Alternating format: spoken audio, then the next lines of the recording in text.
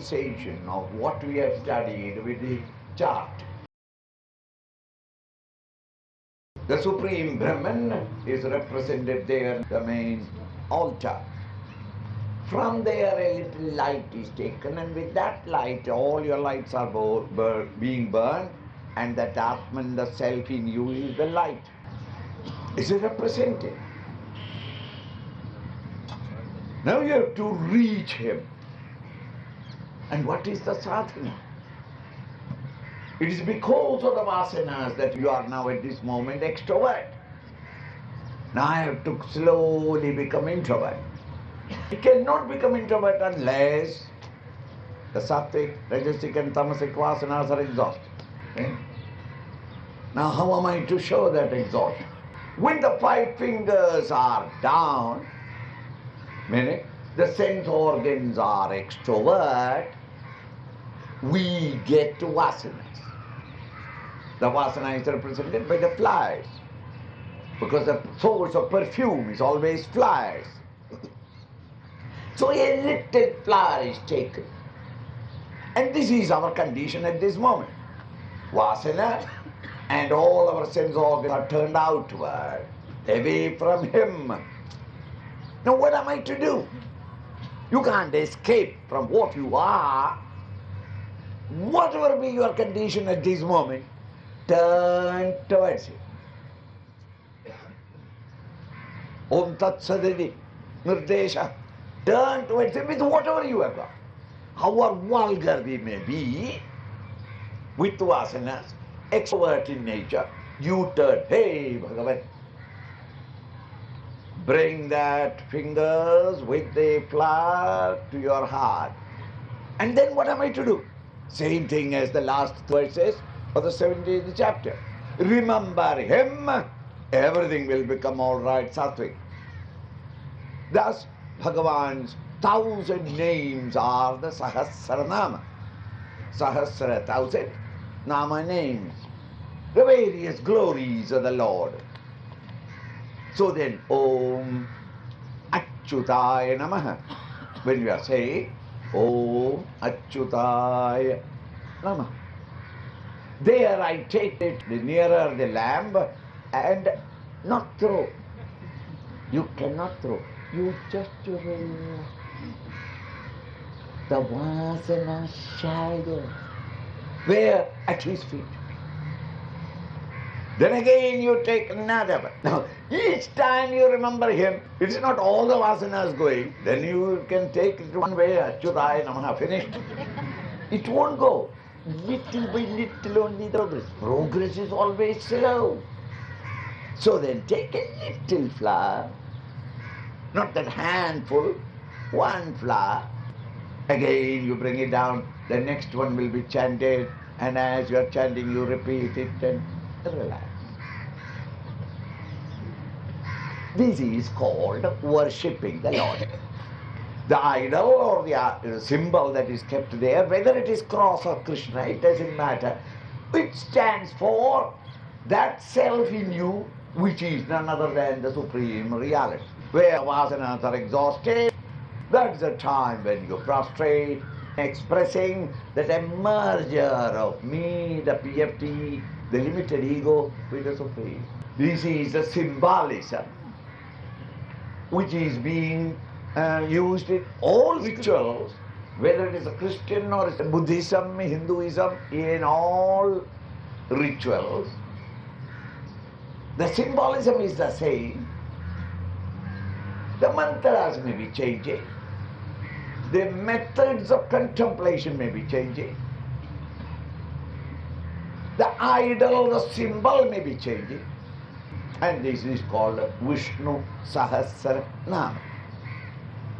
Archana. Archana, offering. Offering what? Your own vasana. Now, this can be done independently, each individual in his own home. That is how it is done. But at certain occasion, the entire community comes together, and this is called a congregational prayers. Here, apart from the spiritual symbolism, This is also a theatre, a gymnasium where members of the community are trained to act in togetherness. Just as the British Empire was built in the playgrounds of Eton, because they learned the art of working together in a team, the Indian glory of the past was created in the Yajna-shalas, where all of them worked together as a team. The Yajna-shala was built by them. The functions were all contributed by everybody. Everybody sweated and worked for it in a spirit of teamwork for the welfare of all. Similarly, here also, when you are doing it, it is for the welfare of the society, not individual. And this must be the attitude of doing the sadhana at home. Ultimately, what happens? Vasana has gone, therefore no desires, therefore no thought agitation, mind and intellect has disappeared. Naturally, the ego is sublimated. How can this last scene of the spiritual self-realization be expressed dramatically? The creative mind of the great rishis. Then in the world, the only thing that they could do was Karpura Aradhana, camphor. Camphor is something, a solid, let us say, a crystal. But if it were to be kept in an open room or in an open place, within a short time, that entire Karpura sublimates and gold, disappears. That crystal on the table is no more there. But all over the room there will be the smell. So smell, vasana, crystallized is karpur. Vasana crystallized is the ego. All your desires and thoughts put together is you, the individual. That ego, individual, karpur, is lit from the light at the feet of the Lord, the infinite reality. Not with a matchstick. In many of the pujas you find it must be lit in the light that is there at the feet of the Lord. And as the karpur burns and disappears, in that light alone, you can see the entire Lord. The highest state of consciousness is experienced when the ego is burned up.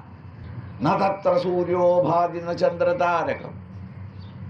Nothing has got light there in him, or nothing in the outer world can light up him. Tamaiva bhandam anubhadi sarvam. By its light alone, everything is being lit up.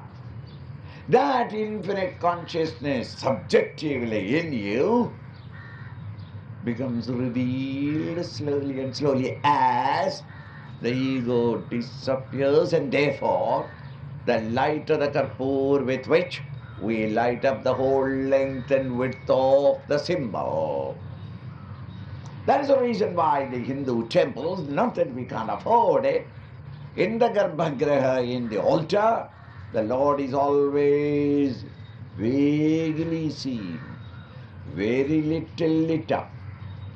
The Paramatman can be seen only when the ego is ended. Only when the Karpuradhana time, only we can see the details of the Lord, the symbol, the idol.